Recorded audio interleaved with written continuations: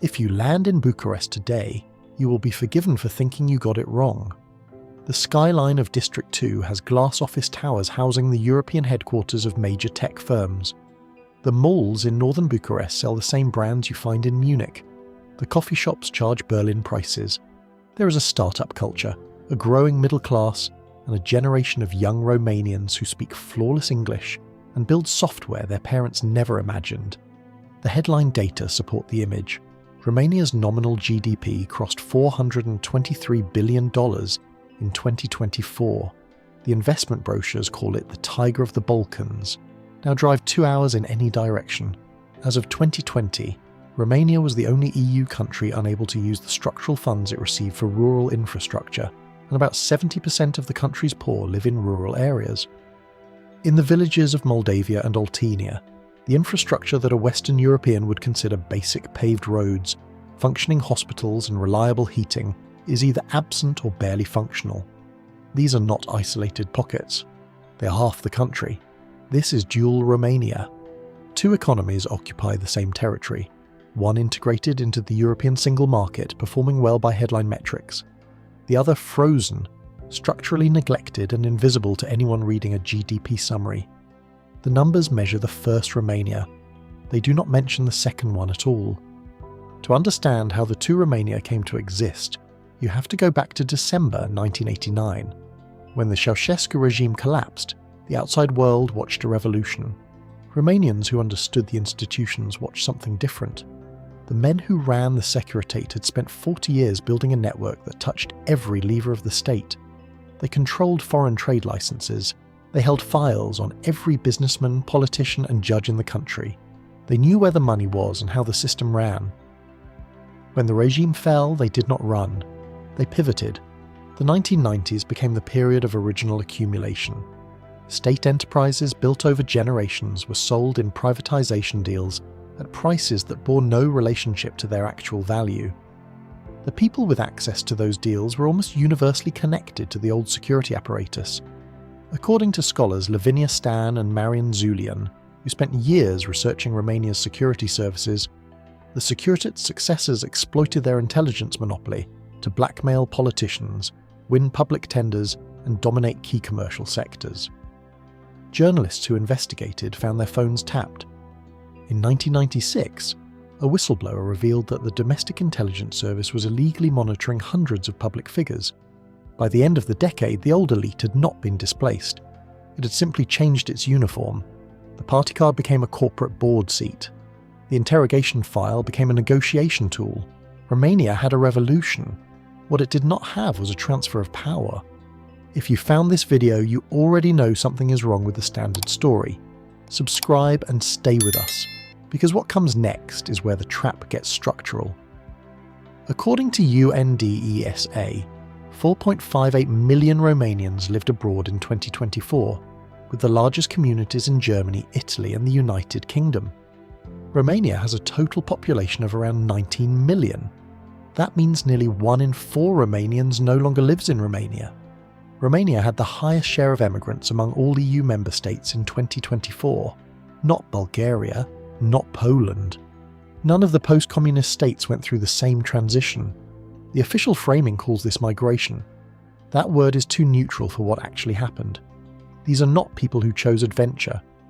According to a 2024 survey, nearly half of Romanians aged 14 to 35 express a desire to move abroad, with the main reason being the disparity in quality of life. The average annual net salary in Romania in 2023 was €11,105. The EU average stood at €28,217, nearly 3 times higher. For a doctor or engineer who spent years training inside the Romanian state system, that differential is not an abstraction, it is a daily choice. According to official data, more than 14,000 Romanian physicians were working abroad as of 2013, representing more than 26% of the country's total physician workforce. That figure has not improved since. Romania's National Institute of Statistics projects that by 2050, the population will decline to approximately 16 million. A country that cannot retain its working age population cannot sustain its pension system, its healthcare system, or its tax base? The regime has a word for all of this, a natural consequence of EU membership. A more accurate word is hemorrhage. Romania's corporate sector has a nickname insiders use without irony, the băieții deștepți, the smart boys. These are the individuals and networks controlling the energy and infrastructure markets, not through open competition, but through a dense web of state contracts, political connections, and regulatory capture that has been decades in the making. The architecture of this control is not easy to prove, which is precisely the point. What researchers and investigative journalists have documented is a consistent pattern. Companies with opaque ownership structures win disproportionate shares of public procurement in energy, road construction, and telecoms. Political figures rotate between government roles and the boards of state-owned enterprises. The Domestic Intelligence Service, the SRM, operates with some 12,000 active personnel, double the relative manpower of any equivalent agency in Europe, and conducts upwards of 40,000 wiretaps per year. That infrastructure of surveillance does not only target foreign threats. The result is that Romania's key productive sectors function as a closed system. Tenders are shaped before they are published. Regulations are written to favour incumbents. Enforcement agencies are staffed by people who owe their positions to the same networks they are meant to police. This is not speculation. Romania has been formally cited under the EU's excessive deficit procedure precisely because its public spending cannot be cleanly accounted for. The smart boys are not operating in the shadows. They're operating in procurement offices, government ministries, and boardrooms where a seat at the table has been reserved since 1990. Now ask yourself where all the EU infrastructure money actually went. That is the next chapter. Romania is the 8th largest country in the European Union. It has a territory larger than the United Kingdom. By the end of 2024, Romania's highway network had reached 1,137 kilometres. Smaller Hungary has over 2,000 kilometres.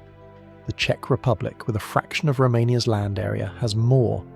Romania builds little more than 45 kilometres of new motorway per year, and some passenger trains run slower today than they did a century ago, with freight averaging just 15 kilometres per hour. This is not a funding problem. Between 2007 and 2020, the European Union allocated over €33 billion to Romania for infrastructure investment. Romania was the only EU member state that was unable to use the flood of structural funds it received since accession. The money arrived, the roads did not. Romania ranks 102 out of 137 countries in the quality of transport infrastructure, hamstrung by poor planning and weak public administration. Infrastructure projects are routed through county-level political structures where local barons, officials with long-standing ties to central party networks, hold practical control over tender decisions.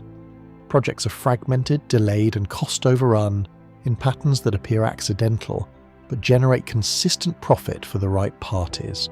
A country without roads cannot move goods efficiently. A country that cannot move goods efficiently cannot industrialize. That is not a coincidence. It is an engineered outcome that suits the people who profit from keeping the system slow. Romania's IT sector is the headline that gets repeated most often in the investment press. Cluj-Napoca is called the Silicon Valley of Eastern Europe. Bucharest's tech district hosts the regional offices of Amazon, Oracle, and Cognizant. The automotive sector, anchored by Dacia, generates significant export volumes. This is real. But the framing obscures what matters most. The work being done in these offices is, with limited exceptions, low-value outsourcing. Romania provides the back end, call centres, data processing, legacy system maintenance, and low-complexity software development. The economy is propelled by automotive industry outsourcing, information technology services, and agriculture, but constrained by weak private investment and a widening trade deficit. The intellectual property stays in California, in Stuttgart, and in London. The profit margin on that work is thin, and those jobs are structurally vulnerable to the next wave of automation. The Dacia story is similar. Romania assembles cars. It does not design them. The engineering, the supply chain management, and the brand equity belong to Renault. What remains in Romania is the labour cost arbitrage. As long as Romanian wages stay far below Western European levels, the model holds. But the model depends on staying cheap, and staying cheap means staying poor. Romania is the back office of Europe. That is not a growth strategy, it is a ceiling. The countries that broke through it, South Korea, Taiwan, and even Poland, did so by building domestic research capacity and investing in technical education. Romania does not have the institutional coherence to do that, while the current network of interest holds. And the countryside, where the real cost of that failure is being paid, is a story even darker than any glass office block suggests. About 70% of Romania's poor live in rural areas, and large rural-urban disparities are visible across the board, from the quality of transport infrastructure to the availability of public services. In the villages of Oltenia, Moldavia, and parts of Transylvania, the agricultural middle class that existed before collectivization was never rebuilt. What communism destroyed, the post-1989 transition failed to restore. The land restitution process of the 1990s was legally chaotic. Small parcels were returned to families who had neither the capital nor the equipment to farm them commercially. In parallel, well-connected buyers acquired large tracts at minimal cost. Today, Romania receives substantial European agricultural subsidies under the EU's Common Agricultural Policy. Those subsidies are allocated per hectare of land.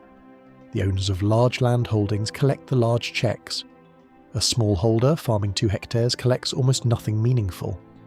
By 2010, the largest private owner of trees in Romania was Harvard University, which had bought enormous swathes of forest through intermediaries using contested pre-communist ownership claims. Tens of thousands of acres were subsequently sold to IKEA and stripped. The state collected minimal tax revenue. The rural communities received nothing. New left review. The result is a countryside that functions on remittances sent home by the 4.5 million Romanians abroad, informal labour and subsistence farming.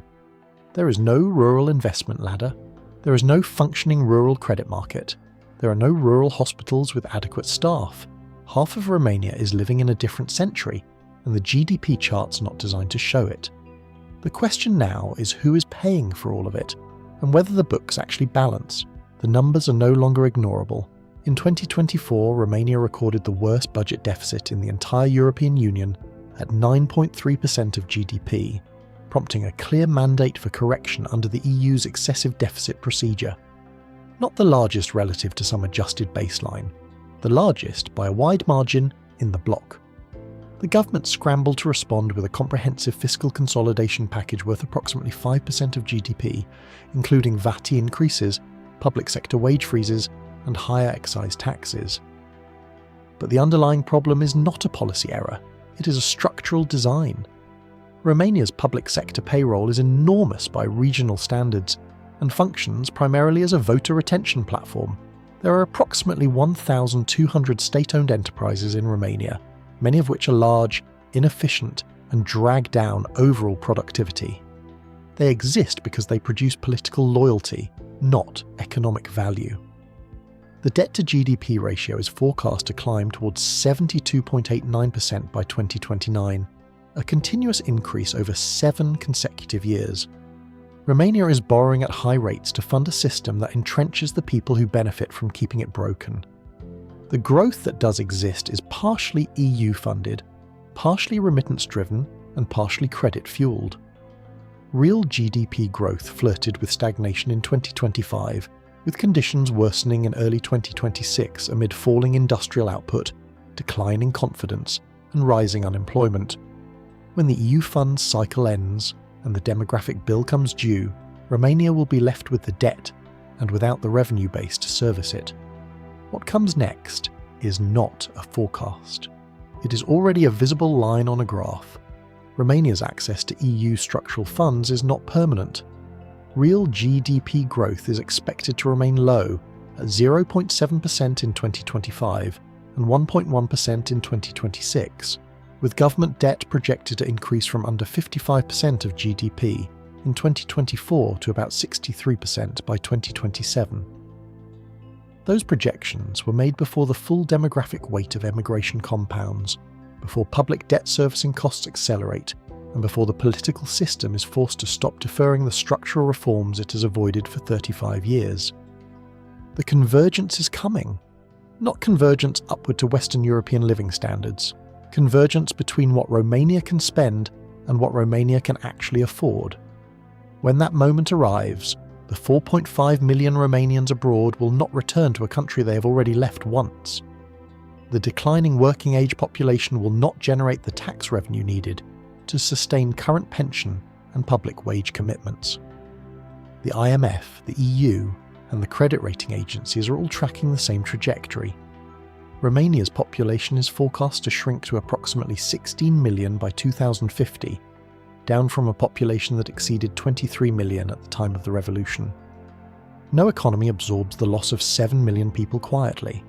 The EU flag over the parliament is real, the IT sector is real, the growth data is real, but capital flows out, debt accumulates, people leave. Look behind the flag and follow where the capital actually goes, and you will find a country that never fully escaped the system it thought it buried in December 1989. The question is not whether the bill is coming. The question is, who will still be there to pay it?